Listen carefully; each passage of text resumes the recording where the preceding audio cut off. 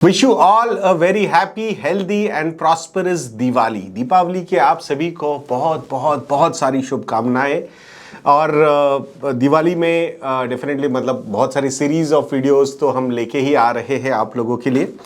But एक बहुत बड़ा क्वेश्चन मार्क सब लोगों को है कि भाई इस दिवाली में या फिर यहाँ से आगे ये इन्वेस्टमेंट कैसे करें, निवेश कैसे करें हम। तो उसी पे आज हम यहाँ पे बात करने वाले हैं। ओवरऑल लास्ट 1 ईयर में एग्जैक्टली हुआ क्या है, सिचुएशंस कैसे कैसी चेंज हुई है और उस हिसाब से हमने कैसे यहाँ पे सिनारियोज को हैंडल करना चाहिए। तो इसी पे ये पूरा डिस्कशन आज हम यहाँ पे करने वाले हैं दोस्तों। आशा करूँगा आपको ये वीडियो अच्छा लगेगा। और वीडियो शुरू करने से पहले फिर से एक बार आप लोगों को याद दिला दूँ, हैप्पी दिवाली। ये प्रोमो कोड एक्टिव है। Highest ever discount of 65% is available on all our research products. और अगर कॉम्बो ऑफर्स के लिए जाते हो तो डिस्काउंट और भी बढ़ेगा। जल्द ही प्राइस रिवीजन होने वाला है, यानी कि ये जब दिवाली का सेल खत्म हो जाएगा तो सारे रिसर्च प्रोडक्ट्स की प्राइस एक बार रिवाइज होने वाली है, बिकॉज हमने लास्ट 4-5 सालों में वो चेंजेस नहीं किए थे। तो आशा करूँगा आप ज़रूर इसका लाभ उठाएंगे और ये लोएस्ट एवर प्राइस जो है वो इसको आप लॉक करोगे। सो आइए अब बात करते हैं ओवरऑल इन्वेस्टमेंट सिनारियोज़ की, जिसमें हम इक्विटी के बारे में भी बात करेंगे, हम गोल्ड के बारे में भी बात करेंगे, हम डेट के बारे में भी बात करेंगे, हम ओवरऑल इंटरनेशनल एलोकेशन भी लेना चाहिए क्या पोर्टफोलियो में, इसके बारे में भी हम यहाँ पे बात करने वाले हैं। सो पहले इंडियन इक्विटीज़ के साथ यहाँ पे हम डिस्कशन शुरू करते हैं। सो इंडियन इक्विटीज़ की जब हम बात करते हैं, सो लास्ट 1 ईयर में तो कोई परफॉर्मेंस रहा नहीं है। मतलब प्राइस पॉइंट से भी हम लार्ज कैप हो, मिड कैप हो या स्मॉल कैप हो, वहाँ पे हमने 1 year on year negative he returns देखे हैं। और इसमें अगर हम टाइम करेक्शन का एंगल ऐड कर देते हैं तो large cap index is down by almost 40, large cap जो है segment it is down by almost 14%। अगर मैं प्राइस करेक्शन ऑफ 3% और अराउंड 12% का टाइम करेक्शन भी ऐड कर देता हूं तो 15% का करेक्शन हम यहाँ पे लार्ज कैप में देख रहे हैं। अगर वहीं मिड कैप की भी बात करेंगे और या फिर स्मॉल कैप की भी बात करेंगे तो ये particular indices are also down by almost 18 to 21%। मतलब मैं प्राइस प्लस टाइम दोनों करेक्शन की यहाँ पे बात कर रहा हूँ। What is time correction? Time correction is all about opportunity loss from that particular investment. अगर किसी ने लास्ट ईयर इन्वेस्ट किया होता है इक्विटी में और वहाँ से लेके अब तक एक्सपेक्टेशन हमारी 12% की है या फिर स्मॉल एंड मिड कैप में उससे थोड़ी सी ज़्यादा की एक्सपेक्टेशन अगर हमारी है तो वो opportunity loss you can consider as your time correction. और यहाँ पे रियलिस्टिक होना ज़रूरी है। ऐसा नहीं बोल सकते कि 40% का अपॉर्चुनिटी लॉस हुआ है मेरा।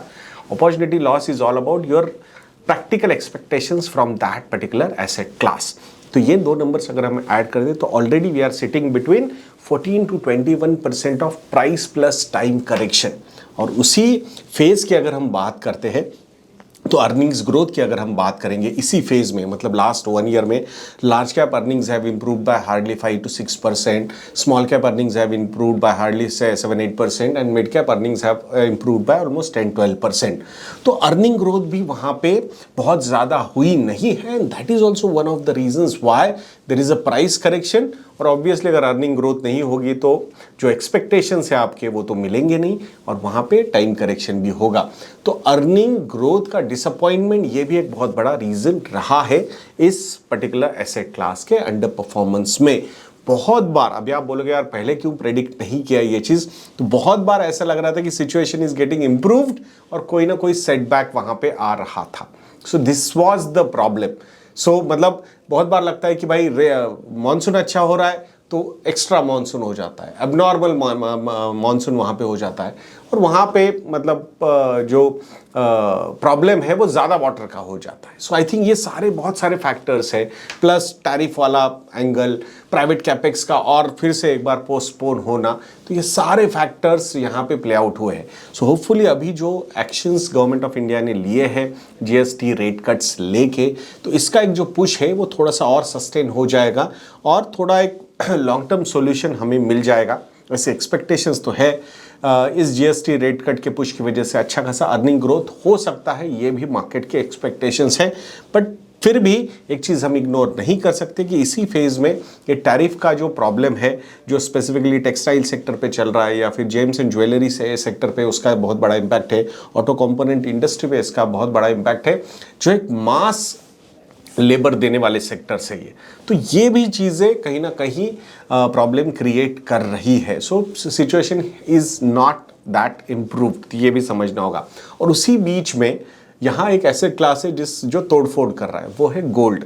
सो गोल्ड में जो रिटर्न है लास्ट 1 ईयर में 60% से ज़्यादा रिटर्न्स आए। So obviously recency bias is suggesting, लोगों को लग रहा है यार कहाँ इन्वेस्ट करूँ, तो गोल्ड में जाके इन्वेस्ट करो। बट गोल्ड का भी हिस्ट्री अगर हम थोड़ा सा देखते हैं, फिर भी इसके सिनारियोज हम समझेंगे, बट हिस्ट्री जो देखते हैं नॉर्मली जब कुछ फाइनेंशियल क्राइसिस होता है या ग्लोबल क्राइसिस होता है तो उसके बाद गोल्ड प्राइसेस बढ़ते हैं और उसके बाद एक काफ़ी बड़ा लंबा फेज ऑफ कंसोलिडेशन उसमें आता है और नॉर्मली रिटेल इन्वेस्टर्स उसी में फंस जाते हैं। तो आशा करेंगे कि फिर से एक बार उसी तरीके से हमने इसको सोचना नहीं चाहिए। But the way mister Trump is behaving, तो वहाँ gold as an asset class for diversification in your overall financial planning is making more sense because of his moves. Specifically कि जिस तरीके से वो बिहेव कर रहे हैं कि चाइना के साथ हो या रशिया के साथ हो या यूरोपियन यूनियन के साथ हो या फिर इंडिया के साथ हो, ब्रिक्स के साथ हो, तो यहाँ जिस तरीके से चीज़ें चल रही है तो एक जो ट्रस्ट फैक्टर था डॉलर में या फिर यूएस गवर्नमेंट सिक्योरिटीज़ में, वो कहीं ना कहीं यहाँ पे हिलता हुआ लग रहा है। सो वो ट्रस्ट फैक्टर हिलने की वजह से gold as an reserve currency, इसका डिमांड अब जहां वो पहले सबसे ज़्यादा रशिया और चाइना में होता था, अब इवन यूरोपियन यूनियन जैसी देश भी जो है वो भी अब जो मैच्योरिटीज़ यूएस गवर्नमेंट सिक्योरिटीज़ के आ रहे हैं तो वहाँ पे रिन्यूअल से ज़्यादा they are expecting cashback. Cashback मतलब वो पैसा वापस एक्सपेक्ट कर रहे हैं और वो पैसा दे आर कंसिडरिंग कि भाई अब वहाँ से even European central bank is also buying a lot of gold. तो ये सारे फैक्टर्स प्ले आउट हो रहे। बट अभी 60% तक का डिमांड बढ़ा है क्या, और ये सस्टेन कर सकता है क्या लॉन्ग टर्म में, तो ये एक स्ट्रैटेजिक शिफ्ट था जो हो गया है। अब यहां से आगे इंक्रीमेंटल एलोकेशंस होंगे। Those incremental allocations can not drive gold prices like this is a logical conclusion. Though short term में कुछ भी हो सकता है, it's better not to predict anything and we don't want to take a stand because we are not YouTubers जो sensation create करना चाहते हैं। हम कुछ प्रैक्टिकल एंगल्स आप लोगों के सामने रखना चाहते हैं जिसमें gold as an asset class from diversification perspective is making a lot of sense. But do not expect जिस तरीके के रिटर्न दिए तो वैसे ही रिटर्न ये देता जाएगा। बहुत सारे डल फेजेस भी आने वाले समय में गोल्ड में देखे जा सकते हैं। बट जो इंपॉर्टेंस है डाइवर्सिफिकेशन एंगल से इन योर ओवरऑल एसेट एलोकेशन, वो बढ़ रहा है क्या? Definitely gold is making a comeback from that particular angle. तो उसी एंगल से हमने यहाँ पे ये सोचना चाहिए। उसमें गोल्ड ETF हो, गोल्ड फंड्स हो, if you have a capacity to handle physical gold या तो वो भी आप कंसिडर कर सकते हो। It's individual choice and because we are not suggesting कि ब्लैक में होना चाहिए हो, आप वाइट के बेसिस से भी फिजिकल गोल्ड खरीद सकते हो। सो ये सारे फैक्टर्स आपने समझने चाहिए। अब इसी फेज में लास्ट 1 ईयर में अगर हम बात करते हैं तो इंटरनेशनल इक्विटी ने भी बहुत बढ़िया रिटर्न्स दिए। मतलब अगर यूएस मार्केट्स की हम बात करते हैं जहाँ पे S&P 500 हो या नैस्डैक हो, ऑब्वियसली मतलब उनके जो ड्राइवर्स है वो स्पेसिफिक 8-10 कंपनीज ही है, बट 14 to 21% तक की रैली लास्ट 1 ईयर में हमने देखी है। बहुत बार जैसे गोल्ड को वहाँ एक एडवांटेज लगता है कि अरे यार 60% रिटर्न दे दिए, इसमें इन्वेस्ट करना चाहिए, तो वैसे ही बहुत सारे लोगों को लग रहा है भाई बस यूएस इक्विटी में ही पैसा डालना चाहिए। और वहाँ पे तो मतलब करेक्शन के फेजेस भी हमने काफ़ी बड़े बड़े देखे हैं। तो ऐसा कुछ पहली बार होगा गोल्ड मतलब इंटरनेशनल इक्विटी में, ऐसा नहीं है। करेक्शंस, कंसोलिडेशंस वहाँ पे होने के चांसेस जो है वो बहुत ज़्यादा दिख रहे हैं। 240-250% market cap to GDP are not sustainable level. और जिस तरीके के एक्सपेक्टेशंस उन कंपनीज, मैग्निफिशेंट 7 कंपनीज से या फिर 10-12 कंपनीज जो बड़ी कंपनीज है उनसे जो एक्सपेक्टेशंस रखे जा रहे हैं कि वही सारी चीज़ें अब दुनिया में सॉल्व करने वाले हैं, तो I think there will be disappointment. AI will remain, AI will add a lot of value। जिस तरीके से टेलीकॉम ने एक रिवोल्यूशन लाया, जिस तरीके से इंटरनेट ने एक रिवोल्यूशन लाया, उसी तरीके से AI भी रिवोल्यूशन लाके रहेगा। बट ज़रूरी नहीं है कि वो जो कंपनीज जिसमें वो इन्वेस्ट कर रही है वही पैसा बनाएंगी। उसके एप्लीकेशंस बहुत सारा पैसा बना सकते हैं, बट ज़रूरी नहीं कि वही वो बनाएंगे। और ये and that's why Jeff Bezos जैसे लोग भी एआई को इंडस्ट्रियल बबल मान रहे हैं, but still they are investing money in that because वो फोमो उनके लेवल पे भी बहुत ज़्यादा है। तो ये समझना बहुत ज़रूरी है। तो यहाँ रैशनल बनना है। Again, are we suggesting that कि you should not have a single रुपये allocation into international equity? No, we are not suggesting that. You should have कि अगर स्पेसिफिक गोल है वहाँ पे आपका कोई, वो तो होना ही चाहिए। एंड देन वेल्थ क्रिएशन का जो कॉर्पस है, जैसे हमने गोल्ड में भी आपको एलोकेशन का बोला है, उसी तरीके से कुछ एलोकेशन हम इंटरनेशनल इक्विटी में भी रख सकते हैं। So there is no point. और उस एंगल से बहुत ज़्यादा एक इन्वेस्टमेंट का केस जो है वो यूएस इक्विटी के साथ बनता है। But be ready for rationalization, ये हर जगह पे होता है। तो उसके लिए हमने रेडी होना बहुत ज़्यादा ज़रूरी है। अगर इंडिया स्पेसिफिक हम बात करेंगे तो we are still very bullish about India. तो हमारे जो overall India specific financial goals के एंगल से अगर हम बात करते हैं तो वहाँ पे हम बोलेंगे कि बिल्कुल एलोकेशन अगर आपको रखना है लार्ज कैप्स में, मिड कैप्स में, स्मॉल कैप्स में, तो कोई प्रॉब्लम नहीं है। लार्ज कैप का एलोकेशन का होराइजन होना चाहिए 5 to 7 ईयर्स। फ्लेक्सी कैप का भी आपका होना चाहिए around 7 to 10 years. Multi cap का एलोकेशन आपका 10+ ईयर्स का होना चाहिए। स्मॉल एंड मिड कैप का भी एलोकेशन आपका 10+ ईयर्स का होना चाहिए। और उसके बाद आप ब्लेंड बना सकते हो कि अगर हम पूरा ओवरऑल एलोकेशन के एंगल से बोलेंगे तो 35-40% लार्ज कैप में रखिए, 15% आप small and mid cap pure play कर सकते हो। लार्ज कैप के साथ ब्लेंड आप फ्लेक्सी कैप का भी 35-40% में रख सकते हो। इंटरनेशनल इक्विटी भी आप 10-15% रख सकते हो। गोल्ड भी आप 10-15% रख सकते हो। और सम स्पेसिफिक जो कॉर्पस है आपका डेट में होना चाहिए for your short term goals up to 3 years वगैरह, इमरजेंसी वगैरह उसी में आना चाहिए। तो उस तरीके से ही आपने आपका इन्वेस्टमेंट का कॉल लेना चाहिए।